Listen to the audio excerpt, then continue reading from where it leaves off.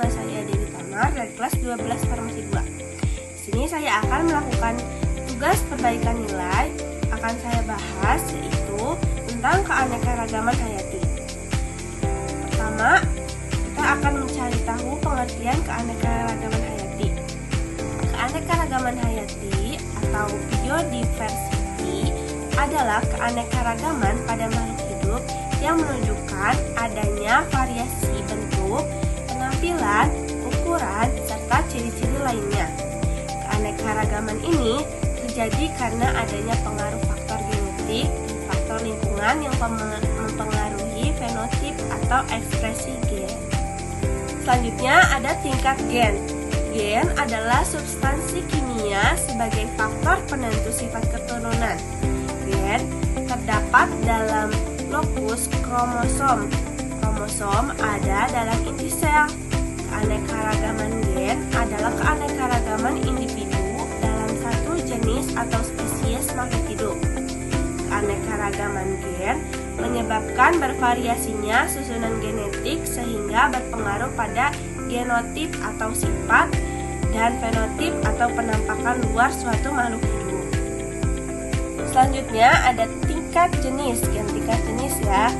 Ini keanekaragaman hayati tingkat jenis merupakan keanekaragaman yang memperlihatkan keberagaman atau variasi yang ada di berbagai spesies makhluk hidup dalam genus atau familia yang sama. Seperti pada gambar ada berbagai macam kacang-kacangan yang berbeda. Selanjutnya ada tingkat ekosistem. Keanekaragaman ekosistem merupakan keanekaragaman suatu komunitas yang terdiri dari hewan, tumbuhan, dan mikroorganisme di suatu habitat. Keanekaragaman ekosistem ini terjadi karena adanya keanekaragaman gen dan keanekaragaman jenis atau spesies. Seperti pada gambar ya. Selanjutnya ada manfaat keanekaragaman hayati. Peran dan fungsi keanekaragaman hayati ada beberapa peran dan fungsi.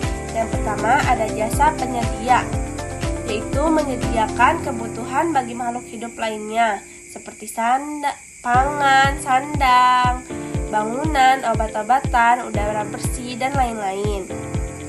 Yang kedua ada jasa pengatur, yaitu sebagai pengatur iklim seperti suhu, kelembapan, curah hujan, juga pengendali hama dan penyakit.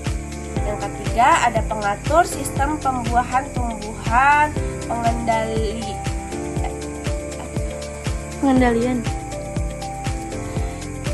Yang ketiga ada pengatur sistem pembuahan tumbuhan, pengendali erosi dan banjir.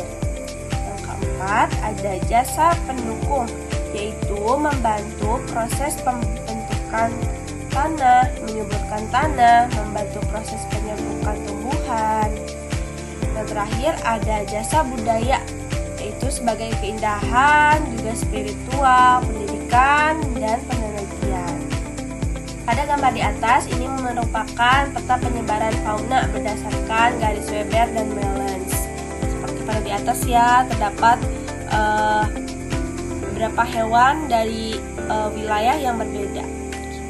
Selanjutnya juga ada persebaran flora di Indonesia, terbagi menjadi dua, yaitu ada Indomalayan meliputi kawasan Indonesia bagian barat seperti Kalimantan, Sumatera, Jawa, dan Bali. Yang kedua ada Indo-Australian meliputi kawasan Indonesia bagian timur seperti Sulawesi, Maluku, Nusa Tenggara, dan Papua. Contoh flora Indomalayan yaitu ada bunga bangkai, bunga anggrek, bunga cempaka wangi, sama ada buah lontang. Selanjutnya ada contoh flora Indo-Australian, yaitu ada pohon sagu, cengkeh, kayu manis, dan nangka. Di sini ada beberapa upaya pelestarian keanekaragaman hayati, seperti cagar alam, hutan lindung, taman nasional, kebun binatang, taman laut, dan juga ada suaka marga satwa. Selanjutnya ada pengelompokan makhluk hidup. Sistem klasifikasi yang berkembang saat ini membagi makhluk hidup menjadi 5 kingdom. Adapun kelima kingdom ini terdiri dari Menora, Protista, Fungi, Plantae, dan Animalia. Pengelompokan makhluk hidup terbagi menjadi dua seperti pada gambar di atas. Nah, sampai di sini saja materi yang bisa saya sampaikan. Terima kasih. Wassalamualaikum warahmatullahi wabarakatuh.